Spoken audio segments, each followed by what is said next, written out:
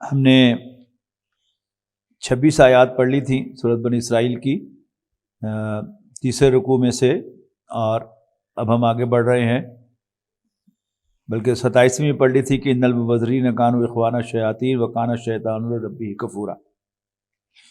اس کے بعد ارشاد ہوا وَإِمَّا تُعْرِضَنَّ عَنْهُمُ ابْتِغَاءَ رَحْمَةٍ مِّن رَّبِّكَ تَرْجُوهَا فَقُل لَّهُمْ قَوْلًا مَّيْسُورًا۔ اور اگر تم نے اپنے رب کی رحمت کے انتظار میں، جس کے تم منتظر ہو، جس کی تم امید رکھتے ہو، اعراض کرنا ہی ہو، جو یہ اوپر آئے تھے نا کہ قرابت داروں کو، مسکینوں کو، مسافروں کو ان کا حق دو۔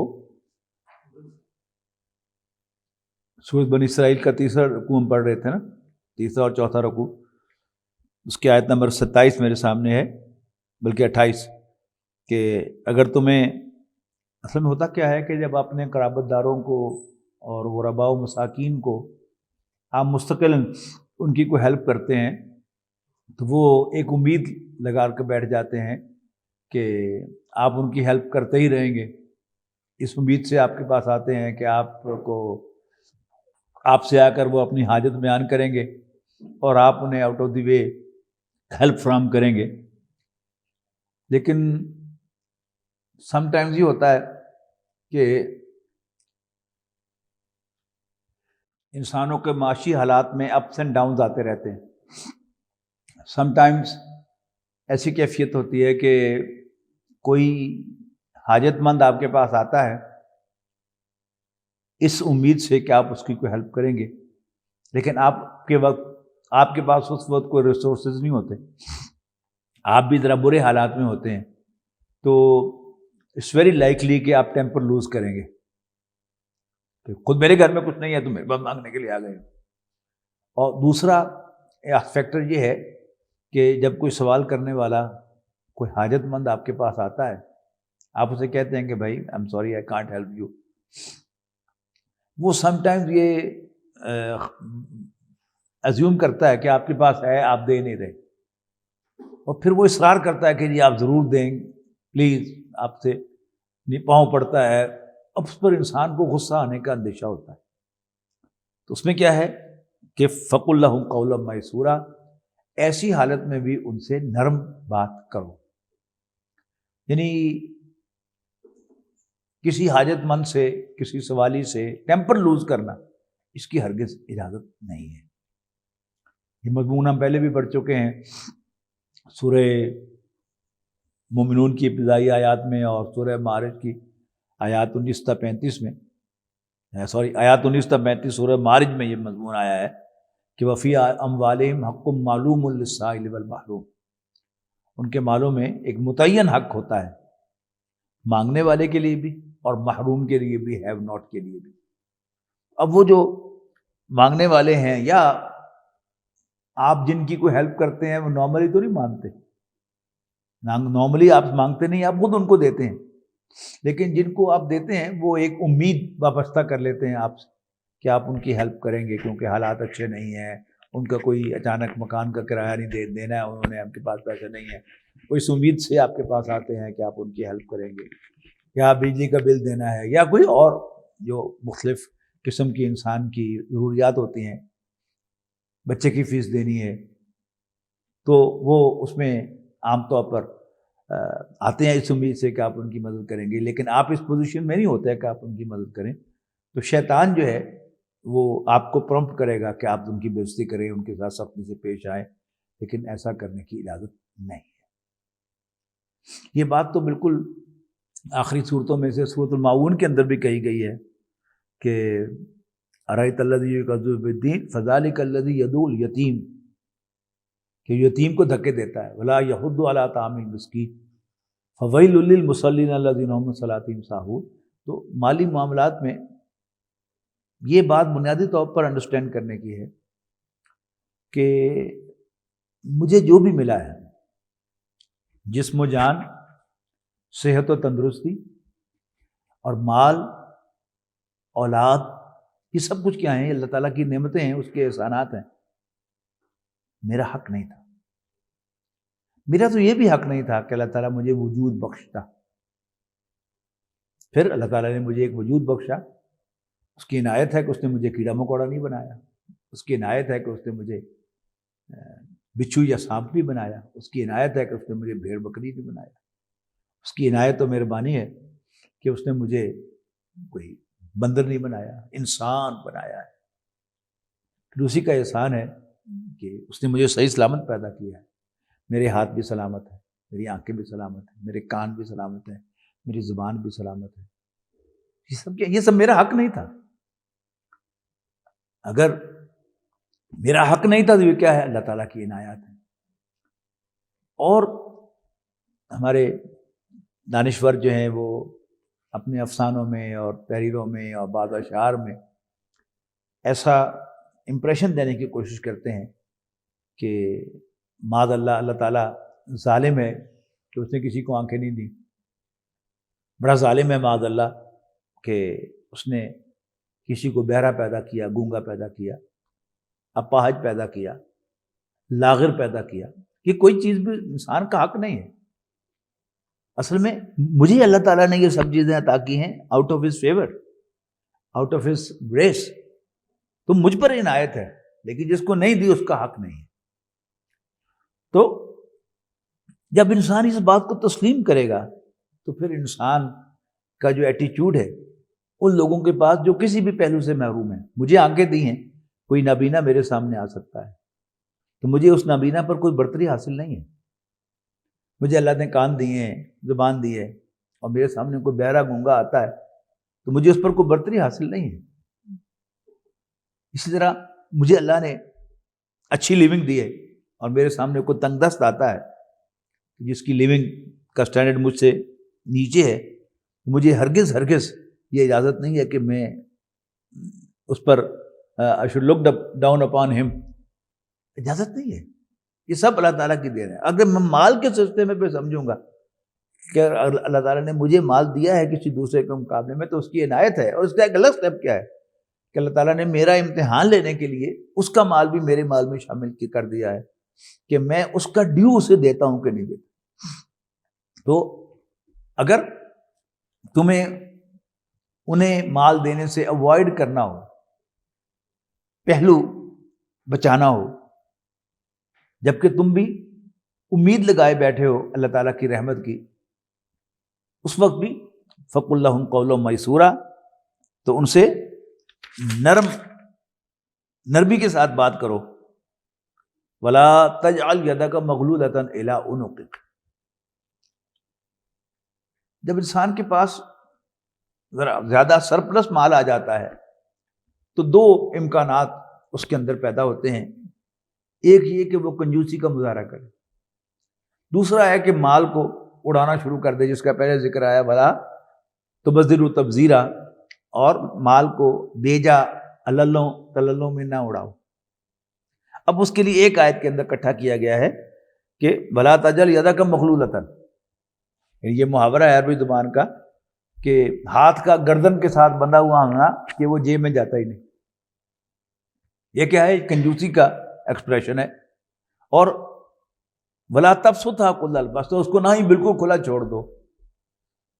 فتقعد ملوما محسورا، کہ تم ملامت زدہ ہو کر، کنڈیم ہو کر اور حسرت میں مبتلا ہو کر بیٹھ جاؤ.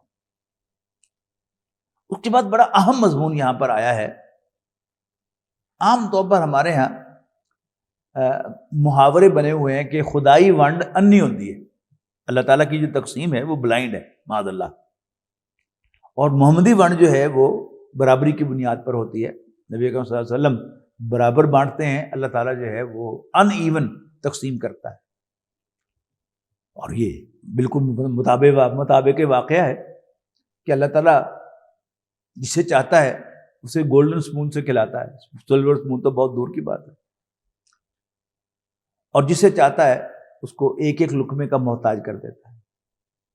ایسے بھی لوگ ہیں کہ جو بھوکے سوتے ہیں، اور ایسے بھی لوگ ہیں کہ جن کے کتے بھی چانپے کھاتے ہیں، بلیاں بھی چانپے کھاتی ہیں، ان کے گھوڑے کیا کیا خوراک کھاتے ہیں. ایسے غراؤ بھرباؤ مساکین بھی ہیں جن کے گھر میں پنکھا بھی نہیں ہے اور ایسے کتے بھی ہیں بعض عمرا کے کہ جو ایئر کنڈیشن کیبنز کے اندر رہتے ہیں اور ان کو بہترین خوراک ملتی ہے، ان کی بہترین نگہداشت ہوتی ہے کہ ان کتوں کے لیے ایک ویٹنری ڈاکٹر جو ہے مستقل اویلیبل ہوتا ہے اور خادم ہوتے ہیں کتوں کی خدمت کرنے کے لیے. یہ سب کچھ بھی اسی زمین پر ہو رہا ہے. تو اللہ تعالیٰ نے یہ دنیا میں جو تقسیم کی ہے ان ایون کی ہے. سورہ زخرف میں جا کر آپ پڑھ سکتے ہیں کہ وہاں پر اس کی ایک حکمت بیان کی گئی ہے، بڑی زبردست حکمت ہے. یعنی ہر جو ذرا سینسٹیو ذہن کا مالک ہے، سمجھدار آدمی ہے، اس کے سامنے یہ سوال کیوں پیدا ہوتا ہے کہ یہ ڈسپیرٹی کیوں ہے، یہ اونچ نیچ کیوں ہے. وہاں جا کر اس کو بیان کیا گیا ہے. وہاں فرمایا کہ اگر اس بات کا اندیشہ نہ ہوتا کہ سارے ہی کافر ہو جائیں گے تو اللہ کافروں کو سونے اور چاندی کے گھر دیتے، جن کی سیڑھیاں اور دروازے اور کواڑ جو ہے وہ بھی سونے اور چاندی کے ہوتے. وہاں فرمایا کہ اللہ تعالیٰ نے یہ جو اونچ نیچ بنائی ہے، کچھ کو صاحب ثروت بنایا ہے، کچھ کو تنگدست بنایا ہے. کیوں بنایا؟ سخرین، تاکہ ایک دوسرے سے سروسز لی جا سکے. یعنی اگر کیفیت وہ ہو جائے کہ میں بھی رانی اور تو بھی رانی، تو پھر کون بھرے گا پانی؟ اللہ تعالیٰ نے اس کائنات کا نظام چلانے کے لیے یہاں پر یہ اونچ نیچ رکھی ہے. یہ اس چیز کی دلیل نہیں کہ معاذ اللہ اللہ تعالیٰ جو ہے وہ اندھا ہے، نہیں. اللہ تعالیٰ علیم، خبیر، حکیم ہے، حکمت ہے اس کی ہر کام کے اندر. اس سے پوری زندگی کے نظام چلانا ہے. جیسے وہ محاورہ ہے نا کہ اللہ میرے جیسے گنجے کو ناخن نہیں دیتا، کیونکہ اس کے بڑے بڑے ناخن ہوں گے تو وہ کھجا کھجا کر ہی اپنی ساری جلد جو ہے کھول کر اپنی کھوپڑی جو ہے وہ کھول لے گا. تو یہ محاورہ بڑا خوبصورت محاورہ ہے کہ اللہ تعالیٰ گنجے کو ناخن نہیں دیتا. اسی طرح اللہ تعالیٰ کو معلوم ہے کہ ہم میں سے کون شخص ہے جس کو اللہ تعالیٰ دولت دے گا، طاقت دے گا، اور وہ زمین پر اتنا فساد پھیلائیں گے کہ دنیا جو ہے وہ اس کا جو وجود ختم ہو جائے. اللہ تعالیٰ کو معلوم ہے. اللہ تعالیٰ نے کسی کو مال دیا ہے تو بھی اللہ کو معلوم ہے کہ وہ کیسے اس کو صرف کرے گا، اور کسی کو اللہ تعالیٰ نے تنگ دست بنایا ہے تو بھی اللہ تعالیٰ کے علم کے مطابق ہے کہ اللہ تعالیٰ اس کو کیسے استعمال کرے گا. تو قرآن مجید میں جہاں بھی اللہ تعالیٰ کی اس ڈسپیرٹی کا ذکر آتا ہے تو ون وے اور دی ادر یہ اشارہ ضرور ہوتا ہے کہ اللہ تعالیٰ جاننے والا، دیکھنے والا، خبردار ہے. تو یہاں بھی وہی الفاظ ہیں کہ ان ربک یبسط الرزق لمن یشاء، بے شک اللہ تعالیٰ جس کے لیے چاہتا ہے رزق کو کشادہ کر دیتا ہے. وہ یقدر، قدر کہتے ہیں اندازے کو، اور جس کو چاہتا ہے ناپ تول کے دیتا ہے. جب بھی ناپ تول کے دیا جاتا ہے کہ اس کو ہمیشہ تھوڑا دیا جاتا ہے. ہمارے بہت سے ہمارے ذہنوں کے اندر معیارات ہیں کہ کون مالدار ہوگا، کیوں مالدار ہوگا. ایک ہمارے نزدیک معیار جو ہے کوئی علم ہے، وہ بنے ہوئے ہیں پرانے محاورے، اشعار. پڑھو گے، لکھو گے، بنو گے نواب، اور کھیلو گے، کودو گے تو ہوگے خراب. لیکن کتنے ہی کھیل کود والے جو ہیں وہ کھلاڑی بن کر وہ کروڑوں میں کھیلتے، اور کتنے ہی پڑھنے والے جو ہیں ڈبل پی ایچ ڈی آپ کو بھوکے مرتے ہوئے مل جائیں گے. پھر ایک معیار کیا ہے کہ محنت کرو گے تو کماؤ گے، اگر محنت نہیں کرو گے تو دھکے کھاؤ گے. لیکن آپ مارکیٹس میں چلے جائیں تو مارکیٹس میں یہ باتیں مشہور ہیں بعض لوگوں کے بارے میں کہ فلانا جو ہے وہ تو بڑا بدقسمت ہے کہ سونے کو بھی ہاتھ لگائے تو مٹی بن جاتا ہے، اور وہ بڑا خوش قسمت ہے وہ مٹی کو بھی ہاتھ لگائے تو سونا بن جاتا ہے. یہ صرف محاورے نہیں ہیں. آپ چلے جائیں مارکیٹوں کے اندر، آپ کو آج کے جو بڑے بڑے سرمایہ دار، جو بڑے بڑے نام ہیں، ان کے بارے میں آپ کو معلوم ہوگا کہ فلاں جو بہت بڑا ٹرانسپورٹر اور پھر اب مل اونر، کئی ملیں ہیں اس کی، ان کا بڑا جو تھا وہ ہاکر ہوتا تھا کسی بس کا. فیصلہ آباد بس سٹینڈ پر وہ ہاکر تھا، آوازیں لگانے والا، پنڈی، لاہور، حفظ آباد. لیکن اللہ تعالیٰ نے اس کو برکت دی. پہلے وہ بہت بڑا ٹرانسپورٹر بنا، اور پھر اس کے بعد پھر اب وہ مل اونر ہے بہت بڑا. اسی طرح ایک اور بہت بڑی پارٹی ہے، وہ مل اونر بھی ہیں، سوتر منڈی میں ان کا بڑا نام ہے، اور اب تو بینک بھی انہوں نے خرید لیے. ان کے بارے میں کہا جاتا ہے کہ وہ گھنٹہ گھر پر اپنے کندھے کے اوپر کپڑے ڈال کر وہ بیچا کرتے تھے، اللہ تعالیٰ نے برکت دی اور وہ صاحب ثروت ہو گئے. اور کتنے ہی سوتر منڈی کے لوگ ہیں، یہ جو کنگال ہو گئے. ایک بہت بڑے صاحب تھے سوتر منڈی کے، ان کے بارے میں آتا ہے کہ جب وہ کنگال ہوئے تو ان کو کوئی مکان کرائے پہ نہیں دیتا تھا کہ اسے کرایہ دیا نہیں جانا، تو پھر کیا کریں گے؟ ظاہر تعلق ہوتا ہے، ان کی ایک حیثیت تھی، بہت بڑی پارٹی تھی سوتر منڈی کی. لیکن جب وہ کنگال ہو گئے تو ان کو کوئی مکان نہیں دیتا تھا کہ ظاہر ایک تعلق داری ہے، مانگ بھی نہیں سکیں گے ان سے، ہم سختی بھی نہیں کر سکیں گے، نکال کے باہر بھی نہیں پھینک سکیں گے، لیکن ان سے کرایہ نہیں دیا جانا. یہ ہے اس زمین کے حقائق. لیکن all this is not as Allah is blind. نہیں، ان اللہ انہو کان بعبادی خبیرم بصیرا. بے شک اللہ تعالیٰ اپنے بندوں سے خبردار بھی ہے اور انہیں دیکھ بھی رہا ہے. یعنی ہماری ہر آن ہر لمحہ اللہ تعالیٰ کو ہماری پوری خبر ہے، ہم کس حال میں ہیں، کس حال میں نہیں ہیں، کیا ہماری ضروریات ہے وہ بھی اللہ کو معلوم ہے. تو اللہ تعالیٰ اپنے حساب سے ان کو پورا کرتا ہے. لیکن یہ آپ کو ہر جگہ ملے گا کہ اللہ تعالیٰ کا خبیر ہونا، بصیر ہونا، سمیع ہونا، اس کا ریفرنس اللہ تعالیٰ دیتا ہے. اس کے بعد اگلا رکوع شروع ہو رہا ہے، چوتھا رکوع سورۃ بنی اسرائیل کا، وَلَا تَقْتُلُوا أَوْلَادَكُمْ خَشْيَةَ إِمْلَاقٍ. اب مال کی جو بات شروع ہوئی ہے، یعنی اسی کے تسلسل میں اس کے نئے نئے آسپیکٹ جو سامنے آ رہے ہیں. ایک آسپیکٹ کیا ہے کہ غربت کی وجہ سے اولاد کو قتل کیا جائے. غربت کی وجہ سے اولاد کو قتل کیا جائے کہ وہ اب رزق کے چونکہ وسائل کم ہیں، لہذا ایسے بہت سے لوگ ہیں آج بھی. میرے میں آیا کہ کئی لوگ جو ہیں وہ قرآن اکیڈمی کے قریب سے ریل میں آیا کہ کوئی بچی پیدا ہوئی اور پھر معلوم ہوا کہ وہ فوت ہو گئی. لیکن بہرحال اندر کی خبر جو ہے وہ میری بیوی نے مجھے بتائی کہ انہوں نے اس کو کھانا نہیں دیا، دودھ نہیں دیا، پانی نہیں دیا، تو بچی مر گئی.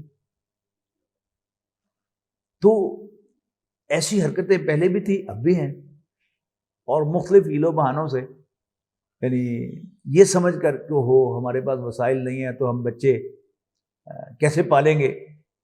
تو ایک تو یہ ہے کہ ان کو مار دیا جاتا ہے، اور دوسرا یہ کہ اوائڈ کیا جاتا ہے، یعنی ایبارشن بھی اسی کا ایک تسلسل ہے. تو یہ سب کیا ہیں؟ یہ ایک بات کو نظر انداز کرنے کی وجہ سے ہے کہ انسان سمجھ بیٹھتا ہے کہ میں اپنے بچوں کا رازق ہوں. جب تک مجھے یقین نہیں ہوگا کہ میں اپنے بچوں کو میں نہیں کھلا رہا، اللہ تعالیٰ ہی میرے بچوں کو بھی کھلا رہا ہے، مجھے بھی کھلا رہا ہے.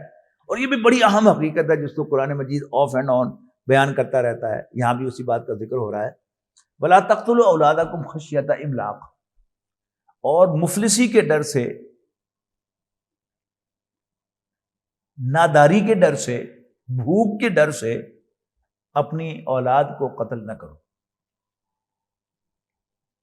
اپنے بچوں کو قتل نہ کرو. نحن نرزقهم، ہم انہیں کھلاتے ہیں، ہم انہیں رزق دیتے ہیں، ہم ان کے رازق ہیں، وَإِيَّاكُمْ، اور تمہارے رازق بھی ہم ہیں. إِنَّ قَتْلَهُمْ كَانَ خِطْئًا كَبِيرًا. بے شک بچوں کا قتل، اولاد کا قتل بہت بڑی خطا ہے، بہت بڑا گناہ ہے. اس کے بعد ایک بہت بڑی معاشرتی برائی زنا، اس کا ذکر ہو رہا ہے. یہاں یہ نوٹ کرنے کی بات ہے کہ یہ نہیں کہا کہ زنا نہ کرو،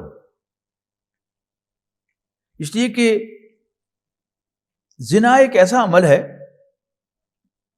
کہ جس سے انسان صرف دور رہ کر ہی بچ سکتا ہے. اگر انسان اس سے قریب چلا جائے تو اس کو پتہ نہیں چلتا کہ کب اور قریب اور اور قریب اور اور قریب ہو جاتا ہے. اور پھر ایک انویزیبل لائن ہے جو انسان سے کراس ہو جاتی ہے، اور جب وہ لائن کراس ہو جائے تو پھر اس کو پتہ نہیں چلتا کہ وہ کپڑے کب اتار دیتا ہے. میں نے پہلے بھی مثال دی تھی کہ ایک شخص جو ہے، ایک نوجوان جو سیگریگیٹڈ ماحول سے پڑھ کر جاتا ہے، میٹرک کرتا ہے، انٹر کرتا ہے، پھر اچانک وہ یونیورسٹی میں جاتا ہے تو اس کو کوئی ایجوکیشن سے پالا پڑ جاتا ہے. تو پہلے دن جب وہ یونیورسٹی جاتا ہے یا میڈیکل کالج میں جاتا ہے یا پروفیشنل کالج میں جاتا ہے تو کوئی لڑکی، کوئی خاتون اس سے راستہ پوچھتی ہے، اس کے پسینے چھوٹ جاتے ہیں اور وہ کچھ بات نہیں کر سکتا. لیکن اگر وہ محتاط نہیں رہے گا تو پھر ہفتے کے بعد وہ ایک جو بزنس ٹاک ہے اس میں اپنے آپ کو انگیج کر سکے گا لڑکیوں کے ساتھ. کسی نے راستہ پوچھ لیا، کسی کو بتا دیا، کسی کو گائیڈ کر دیا. اور پھر پڑھائی کی بات کہ آج فلاں ٹیچر نے کیا پڑھایا، آپ نے کچھ نوٹس لیے تو پلیز میں ذرا لیٹ ہو گیا تھا، اپنے نوٹس مجھے دے دیں. یہ کیا ہے؟ یہ بزنس ایک انٹریکشن ہے، یہ ہونا شروع ہو جائے گا. اس کے بعد پھر غیر نصابی گفتگو بھی شروع ہو جائے گی، ایکسٹرا کوریکولر گپ شپ لگنی شروع ہو جائے گی، میوچل تعارف شروع ہو جائے گا. اس کے بعد پھر بھی اگر انسان نے ذرا اپنے آپ کو بچا کے نہ رکھا، دور نہ رکھا اور ریلیکس کیا، پھر کیا ہوگا؟ پھر ہنسی مذاق بھی شروع ہو جائے گا. اب ہنسی مذاق ہے، دوستی ہے تو دوستی میں ہاتھ پر ہاتھ بھی مار دیا جائے گا. اور یہ آپ نوٹ کریں کہ کلاس فیلوز ہیں اور کوئی بات کر کے آپ ہاتھ آگے کر دیتے ہیں تو کوئی لڑکی جو ہے وہ تھوڑا سا پہلے ریلیکٹنٹ ہوگی اور پھر ہاف ہارٹیڈلی وہ آپ کے ہاتھ کو رسپونڈ کر دے گی، گویا آپ کا ہاتھ بھی ٹچ ہو گیا اس کے ساتھ. پھر ہاتھ پہ ہاتھ بھی مارا جاتا ہے اور دوستوں کو ایک دوسرے کو کونی بھی ماری جاتی ہے، اور پھر چھینا جھپٹی بھی ہوتی ہے.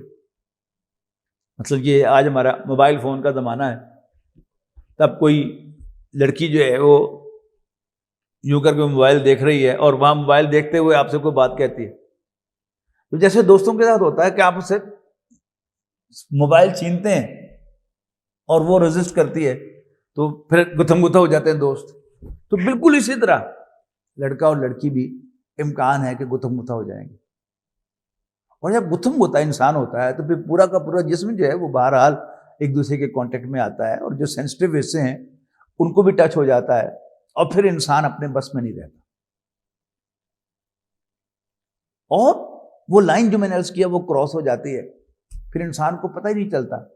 کپڑے اتارتا وہ خود ہے، اس کو پتہ ہی نہیں چلتا کپڑے اتارتے، یا ایک دوسرے کے کپڑے وہ پھاڑ دیتے ہیں، اس لیے کہ جذبات کا اتنا زیادہ تیز بہاؤ ہوتا ہے کہ اس کے سامنے وہ ٹھہر نہیں سکتے. تو یہ سب کیا ہے؟ یہ اسی بے احتیاطی کی وجہ سے ہے کہ جو انسان کر رہا ہے اپنے آپ کو دیکھ نہیں رہا، واچ نہیں کر رہا. مطلوب کیا ہے؟ پہلی بات تو یہ کوئی ایجوکیشن سے اوائڈ کرنا چاہیے، مکس گیدرنگس کو اوائڈ کرنا چاہیے، ایسی محفلیں جن میں مخلوط اٹھنا بیٹھنا اس کو اوائڈ کیا جائے.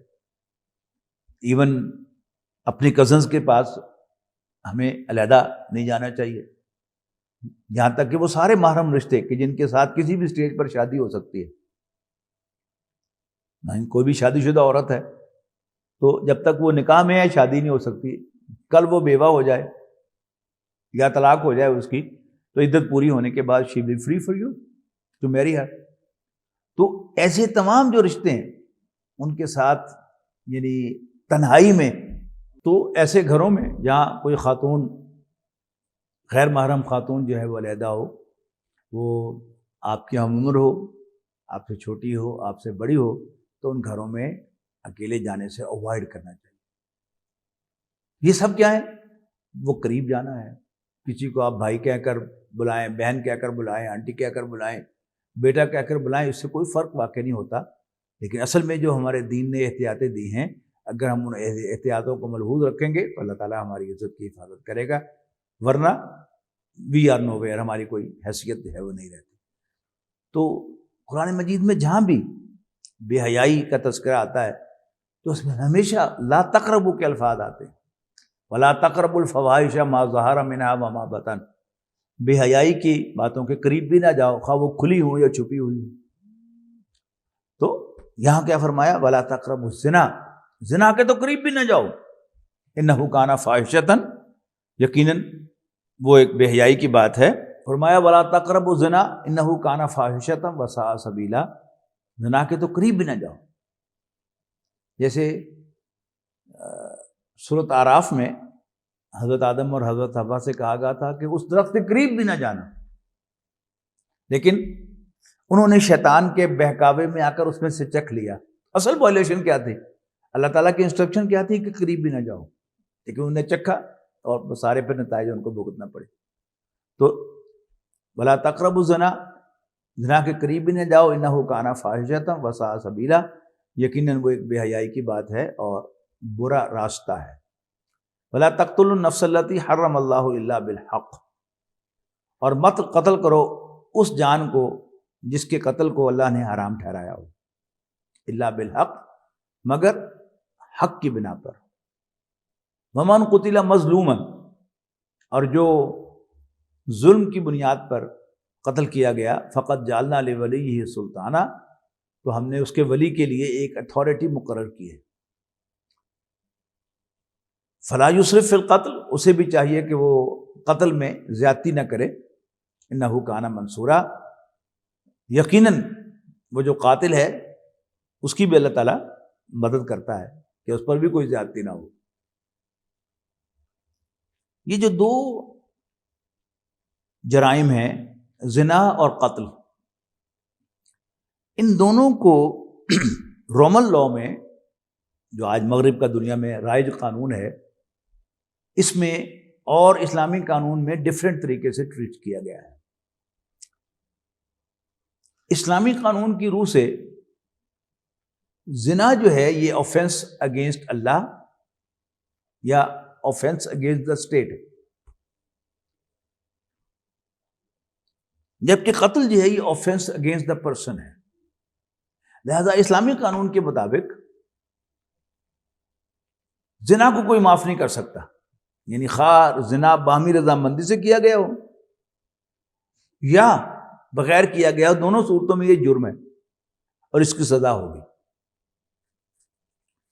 جبکہ قتل جو ہے یہ آفینس اگینسٹ دا پرسن ہے کہ اگر مقتول کے وارث ان کے سامنے قاتل کو پیش کیا جائے گا اور ان کو اختیار ہوگا، چاہیں تو وہ اس کو بالکل معاف کر دیں، چاہیں تو بلڈ منی لے لیں یا قصاص لے لیں کہ جی ہم نے قتل ہی کرنا ہے، اور اسلامی ریاست اس کو ایگزیکیوٹ کرے گی۔ جبکہ رومن لاء میں، جو مغرب کا قانون آج دنیا میں رائج ہے، اس کے مطابق زنا آفینس اگینسٹ دا پرسن ہے، لہذا اگر باہمی رضامندی سے کیا جائے تو کوئی آفینس ہے ہی نہیں، کوئی گناہ ہے ہی نہیں، کوئی جرم ہے ہی نہیں۔ لیکن قتل جو ہے یہ وہ آفینس اگینسٹ دا اسٹیٹ ہے، لہذا قتل کو صرف ہیڈ آف دا اسٹیٹ معاف کر سکتا ہے، لیکن جو مقتول کے وارث ہیں وہ اس کو معاف نہیں کر سکتے۔ تو یہ دونوں کا فرق ہے، اس کو ذہن میں رکھنا چاہیے۔ یہاں کیا فرمایا کہ کسی شخص کو ناحق قتل نہ کرو، ہاں جو قتل کیا جائے، یہ کنٹراسٹ سمجھ میں آ گیا نا دونوں کا، دونوں جو قانون ہے، اسلامی قانون اور جو مغربی قانون ہے، ان دونوں کا جو کنٹراسٹ ہے۔ اور یہ بھی میں نے آپ کو بتا دیا کہ مقتول کے وارث جو ہیں ان کے پاس حق ہے کہ وہ چاہے تو جان لے لیں، چاہے تو بلڈ منی لے لیں، چاہے تو بالکل معاف کر دیں، اس کے بعد سب معاملہ ختم ہو جائے گا۔ ہاں جو آخری بات کہی گئی ہے کہ مقتول کے وارثوں کو یہ حق نہیں ہے کہ وہ مصلح بھی کریں قاتل کا، غصے میں آ کے اس کی ناک بھی کاٹیں، اس کی زبان بھی کاٹیں یا کوئی اور زیادتی کریں، یہ نہیں ہو سکتا۔ تو جتنا انہوں نے جرم کیا ہے صرف اتنے کا وہ قصاص لے سکتے ہیں، مزید وہ نہیں لے سکتے۔ اس کے بعد اسلامی یا کسی بھی معاشرے کا ایک اہم جو معاملہ ہوتا ہے، اس لیے کہ بہرحال موت کسی کو بھی آ سکتی ہے، بوڑھے کو بھی، جوان کو بھی، وہ یتیموں کا معاملہ ہے کہ مال یتیم کے پاس جانے سے منع کیا گیا ہے. خاص طور پر یہ جو سیناریو بیان ہو رہا ہے وہ کیا ہے کہ آپ کا کوئی بھتیجا، کوئی بھانجا جس کے سرپرست آپ ہیں، اس نے مال چھوڑا ہوا ہے اس کے باپ نے، جس کا وہ یتیم وارث ہے، اب اس کا کاروبار ہے، اس کاروبار کو چلانے کے لیے بھی کچھ چاہیے. تو آئیڈیلی اسپیکنگ قرآن مجید کی ہدایت یہ ہے کہ اگر آپ کھاتے پیتے ہیں تو پھر آپ اس کے کاروبار کو چلانے کی کوئی فیس نہ لیں، اس کو دیانتداری کے ساتھ چلائیں، جب وہ بڑا ہو جائے تو اس کا کاروبار اس کے حوالے کر دیں. لیکن اگر آپ خود ویل ٹو ڈو نہیں ہیں اور آپ اس کو کاروبار چلانے کے لیے اپنا وقت دیتے ہیں تو پھر آپ کو اجازت ہے کہ اس میں اپنی کوئی تنخواہ مقرر کر لیں، اپنا حصہ مقرر کر لیں. اس کا یہاں پر ذکر ہو رہا ہے کہ وَلَا تَقْرَبُوا مَالَ الْيَتِيمِ إِلَّا بِالَّتِي هِيَ أَحْسَنُ، یتیم کے مال کے قریب بھی نہ پھٹکو مگر اچھے طریقے سے، حتیٰ یبلغ اشدہ، یہاں تک کہ وہ اپنی پختگی کو پہنچ جائے، یعنی بالغ ہو جائے. وَأَوْفُوا بِالْعَہْدِ، اور وعدے کا پاس کیا کرو، وعدہ ایفا کیا کرو. ان العہد کان مسئولا، یقیناً وعدوں کے بارے میں سوال ہوگا. یعنی وعدے کی پاسداری اور امانت کی حفاظت. اب امانت کا ذکر آ رہا ہے لیکن ایک خاص زاویے سے. وہ کیا ہے کہ جیسے میں نے اس کیا تھا نا کہ والدین کے حقوق کے سلسلے میں یہ بھی کیا ہے، ایک لین دین ہے. ایک سٹیج پر بچہ اپنے والدین پر ڈیپینڈنٹ ہوتا ہے اور والدین اس کو سب کچھ پرووائڈ کرتے ہیں. ایک دوسری سٹیج پر والدین اپنے بچے پر ڈیپینڈنٹ ہو سکتے ہیں تو اب اس کی ذمہ داری ہے کہ وہ ری پے کرے. اسی طرح یعنی گاہک اور دکاندار کے درمیان بھی ایک معاہدہ ہے کہ میں آپ کو اتنے پیسے دوں گا اور آپ اس کے اگینسٹ مجھے 1 کلو چینی دیں گے، یا میں آپ کو اتنے پیسے دوں گا آپ مجھے 1 درجن کیلے دیں گے. اب دیانتداری کیا ہے